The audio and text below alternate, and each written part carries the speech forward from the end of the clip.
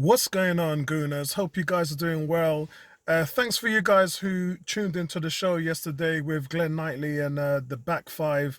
It's something that we're going to be trying to do every month now. A big shout out to everybody who was in there, just bigging us up, and the good, lovely energy levels inside of the chat room. And such a blessed to be part of the consortium of Arsenal YouTubers there. Each one of them very knowledgeable about the team, very passionate about the team, and they love their British players as well. It was nice to be in an environment where guys were pro Theo Walcott and Nketiah and things like that. You know, not the sort of normal negative comments that you would hear when it comes to us building up our young British players. It was really nice, positive feeling that I got from the rest of the guys. And long may it continue. But today, let's talk about the 5 things that we learnt from the Man United game. So first of all, let's talk about one. And the most important thing is Mikel Arteta's record against Chelsea and Man United, which I put up on the forums, as you guys can see.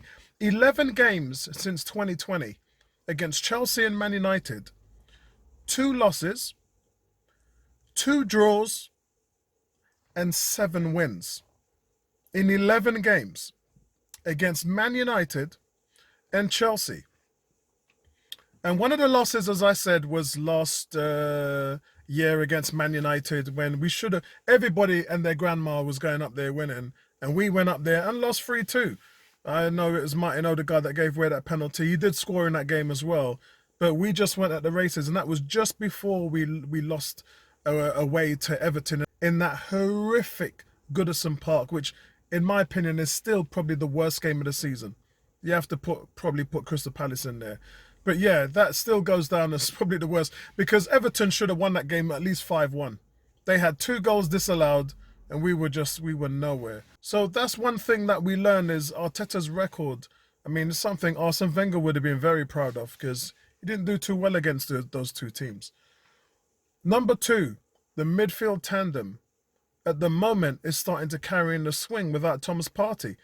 Partey was so good. He was our player of the month in February and March in the single pivot. This guy was doing what Elneny and Xhaka combined are doing. That's how good he was.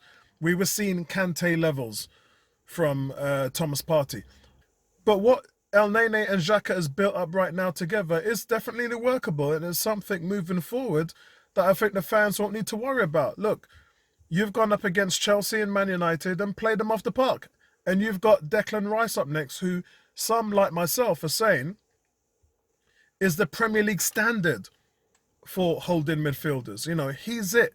He's the guy they're talking about right now that's rated 150 million. So it would be really good to see what happens next Sunday when they go up against him. But really do like where both players are at the moment in their Arsenal careers. And that brings me on to number 3. Number 3, what we've learnt from these last 2 games. We've learnt that we can do no better than offering Elneny a contract. Now, there's a few things here. One, we've got 0 cover in the midfield. 0. Like, no cover at all. The only cover outside of Elneny is Sambi. And Sambi, big fan of his, but he's not ready yet. And he still has a ways to go. But Elneny had an interview yesterday, and he was asked about, would you sign a new contract with Arsenal? And then Elneny said, of course. His 2 words were, of course. And then he said, I do what I do every day in practice to show the manager that I'm ready to play at any time.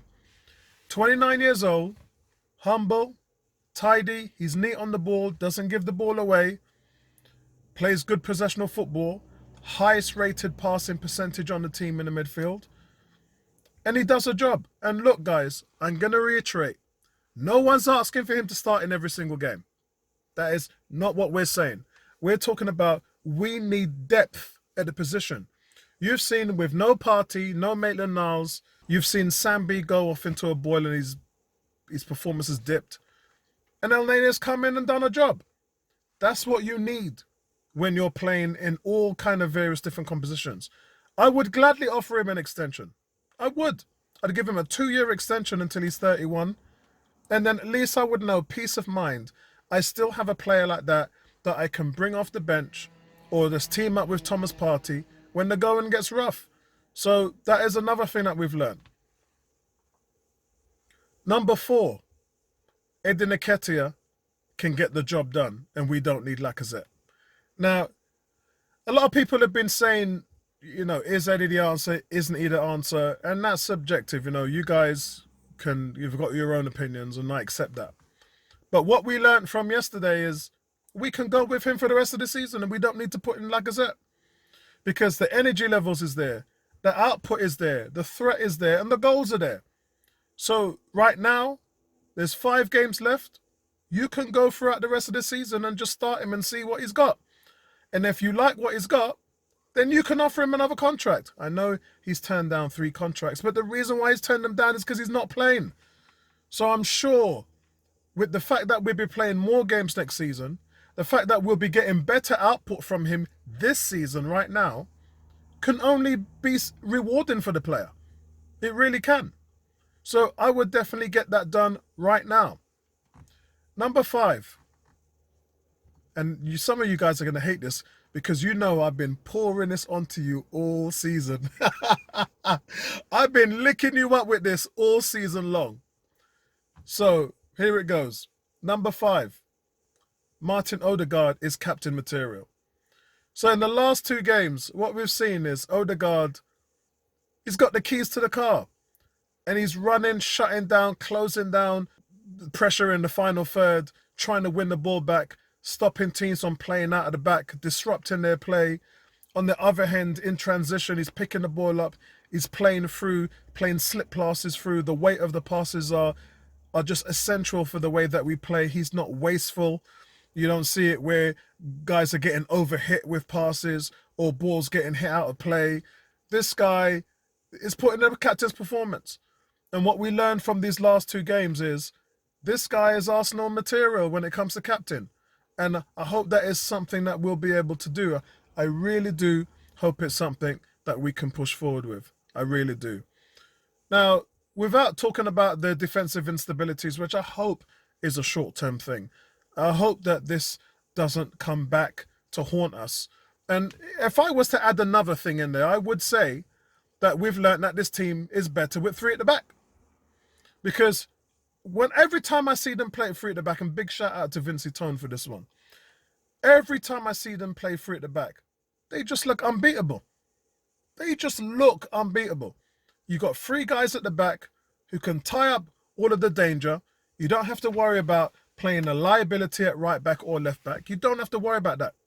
All you got to worry about is the fact that you've got 3 big men there who are bossing it.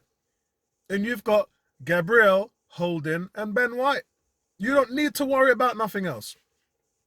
You really don't.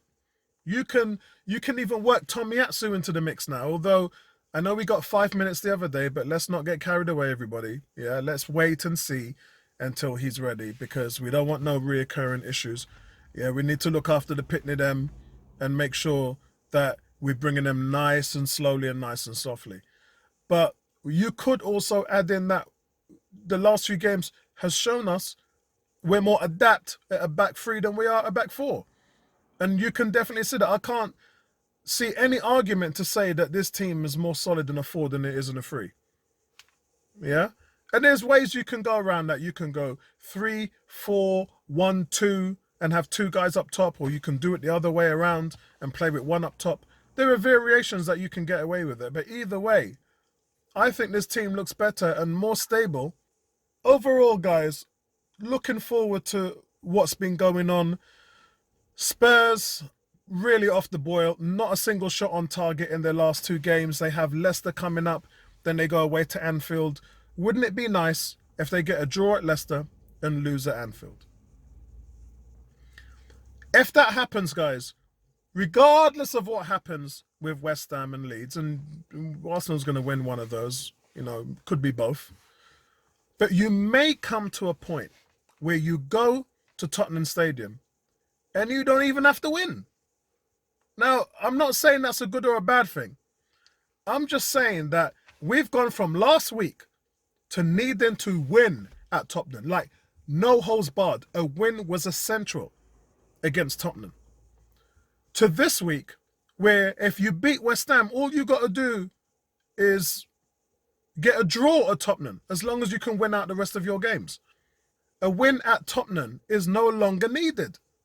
Not right now. As long as you can win all the other games, you can go to Tottenham, get a draw, frustrate the hell out of them, and then still get fourth. But they have to play Liverpool before they get us. So it could be a time where, before the Arsenal-Spurs game happens, that Spurs are 5 points behind us, maybe even more, because I don't know what's going to happen against Leicester City. They could beat Leicester City, yeah? But if we beat West Ham and we beat Leeds, and Spurs lose to Liverpool, Arsenal could go into that game 5 points ahead of Spurs. Wouldn't that be nice? But I just wanted to leave it right there, guys, and try and get your thoughts around it. But those are the 5 things that we've learned from the Man United game. And long may it continue, man. Listen, happy week, guys. Just enjoy it, because it feels great right now being in this position. Speak to you later, man. Peace out, guys.